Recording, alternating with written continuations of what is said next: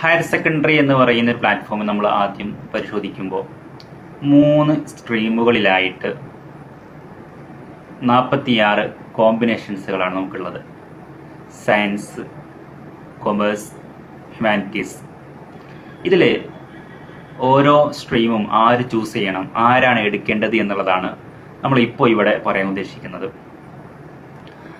Science choose ചെയ്യേണ്ടത് engineering, architecture, defence, data science, computer science, MBBS, nursing, pharmacy, biotechnology ഇത്തരത്തിലുള്ള മേഖലകളിൽ career ആഗ്രഹിക്കുന്ന വിദ്യാർത്ഥിനികളാണ് science സ്ട്രീമുകൾ choose ചെയ്ത് പഠനത്തെ കൊണ്ടുപോകേണ്ടത്.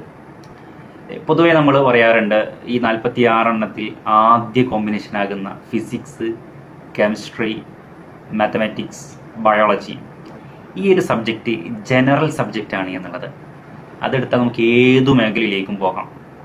പലപ്പോഴും നമ്മൾ കരിയർ സെഷനുകളിൽ വിദ്യാർത്ഥികളോട് സംവദിക്കുന്ന സമയത്ത് 10ാം ക്ലാസ്സിൽ 10 A+ കിട്ടിയ വിദ്യാർത്ഥിയായിരിക്കും അവൻ എടുത്തിട്ടുണ്ടാവുക, അല്ലെങ്കിൽ വിദ്യാർത്ഥി എടുത്തിട്ടുണ്ടാവുക +2 സയൻസ് ആയിരിക്കും. പക്ഷെ അവനക്ക് ഒരിക്കലും സയൻസിനോട് താല്പര്യമില്ലാത്ത അല്ലെങ്കിൽ അതിൽ കരിയർ ആഗ്രഹിക്കാത്ത വിദ്യാർത്ഥിനിയായിരിക്കാം.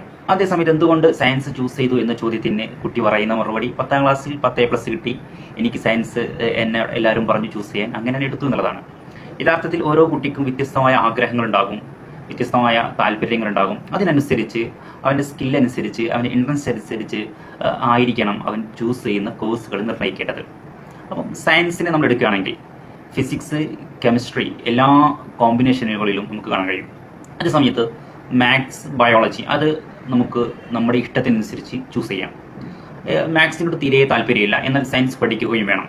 അതായത് MBBS മേഖലയിലേക്ക് അല്ലെങ്കിൽ മെഡിക്കൽ ഫീൽഡിലേക്ക് പോകാൻ താല്പര്യമുള്ളവർ അവർ നിർബന്ധമായിട്ടും ഫിസിക്സ്, കെമിസ്ട്രി, ബയോളജിയാണ് ചൂസ് ചെയ്യേണ്ടത്. അത് നമുക്ക് ബയോളജിയോടും താല്പര്യമില്ലാത്ത, മെഡിക്കൽ മേഖലയിലേക്കൊന്നും ഇൻട്രസ്റ്റ് ഇല്ലാത്ത വിദ്യാർത്ഥികൾ അതേ സാഹചര്യത്തിൽ സയൻസിനോട് താല്പര്യമുണ്ട്, ടെക്നോളജി മേഖലയിലേക്ക് പോകാൻ ആഗ്രഹിക്കുന്നുണ്ട്. അങ്ങനെയാണെങ്കിൽ അവർക്ക് ബയോളജിക്ക് പകരം മാത്തമാറ്റിക്സ് ചൂസ് ചെയ്തിട്ട്, ബയോളജി ഇല്ലാത്ത കോമ്പിനേഷൻ ചൂസ് ചെയ്തിട്ട് അവർക്ക് എന്താക്കാം, അവരുടെ പഠനത്തെ ഡിസൈൻ ചെയ്യാൻ കഴിയും. അപ്പോൾ നമുക്ക് ഏത് കോമ്പിനേഷനാണ്, ഏത് സ്ട്രീമാണ് എന്നുള്ളത് നമ്മുടെ താല്പര്യം അനുസരിച്ച്, നമ്മുടെ ഇൻട്രസ്റ്റ് അനുസരിച്ച്, നമ്മുടെ സ്കില്ലനുസരിച്ച് നമ്മൾ ഏതാണോ നമ്മുടെ കരിയർ ഗോളായിട്ട് വെക്കുന്നത് അതിലേക്ക് എത്രയും എളുപ്പത്തിൽ പോകാൻ പറ്റുന്ന മേഖല ഏതാണെന്ന് കണ്ടെത്തി അതിൽ തീരുമാനമെടുത്ത് നമ്മൾ എന്താക്കണം, നമ്മുടെ അലോട്ട്മെൻറ്റിൻ്റെ സമയത്തും മറ്റൊക്കെ നമ്മൾ ക്രിയാത്മകമായ ആലോചനയിലൂടെ ആയിരിക്കണം തീരുമാനമെടുക്കേണ്ടത്.